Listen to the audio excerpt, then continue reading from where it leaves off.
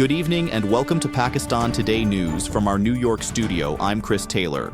We begin with developments from the World Economic Forum in Davos, Switzerland, where U.S. President Donald Trump has officially launched a new international initiative titled the Board of Peace. The body is aimed initially at supporting a permanent ceasefire in Gaza and coordinating long-term reconstruction efforts.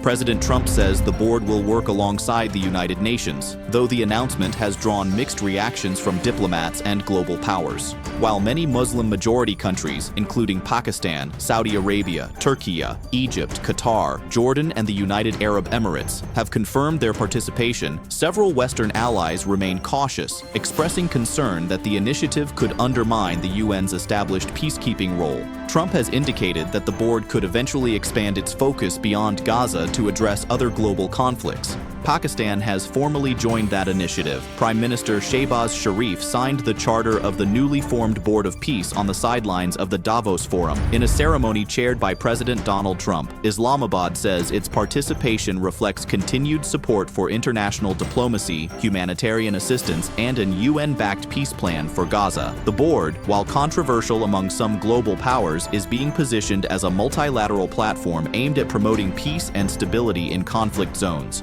Prime Minister Shehbaz has also been actively engaging world leaders at the forum, alongside Chief of Defense Forces Field Marshal Asim Munir. The two held a series of high-level and informal meetings with Azerbaijan President Ilham Aliyev, U.S. Secretary of State Marco Rubio, and Saudi Foreign Minister Prince Faisal bin Farhan Al Saud, discussing bilateral relations and future cooperation. They also attended President Trump's address at the forum, highlighting Pakistan's diplomatic presence on the global stage. In separate meetings, Prime Minister Shehbaz spoke with IMF Managing Director Kristalina Georgieva, outlining Pakistan's economic reforms and commitment to macroeconomic stability, fiscal discipline, and sustainable growth. For more on Pakistan's engagements at the forum, we go to Islamabad. Our correspondent Sarah William joins us. Officials say the Prime Minister's engagements in Davos are being viewed as a significant diplomatic push for Pakistan. Meetings with global leaders and financial institutions are aimed at restoring investor confidence and strengthening strategic partnerships. Sources indicate that Pakistan's economic reform agenda and security outlook were key points of discussion. The presence of both civilian and military leadership has been described as a coordinated effort to project stability and continuity. Analysts believe these interactions could translate into tangible economic and diplomatic gains in the coming months. Thank you, Sarah. Turning now to the economy, China is set to invest up to $10 billion in Pakistan under a series of new agreements and memorandums of understanding. According to Pakistan's Federal Minister for Investment, around $1.5 billion in joint ventures have already been finalized, while nearly $9 billion in MOUs signal broader engagement across sectors including agriculture, automotive industries, minerals, and joint ventures. A recent delegation of some 300 Pakistani business leaders visited China to attract further investment.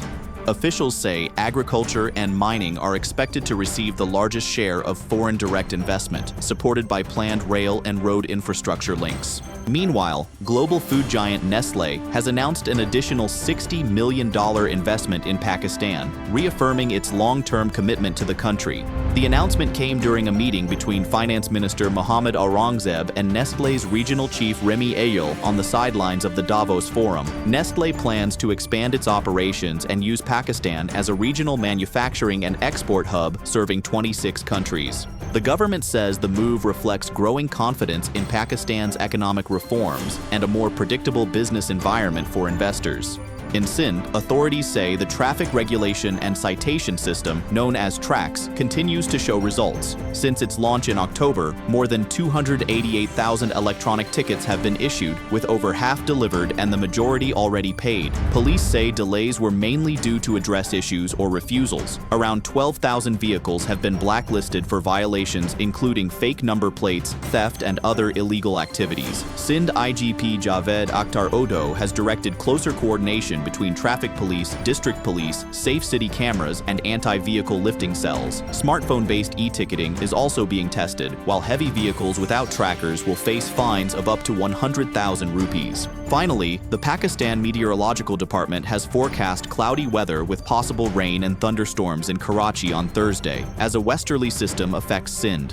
Temperatures are expected to fall, with daytime highs dropping to around 20 to 22 degrees Celsius over the next 2 days and colder nights ahead. Rain is also forecast in several other districts of the province. Karachi Mayor Murtaza Wahab has directed municipal teams to remain on high alert, ensure pumping stations are fully operational, and activate an emergency response cell to handle any rain-related issues. That's all for now. You're watching Pakistan Today News. I'm Chris Taylor.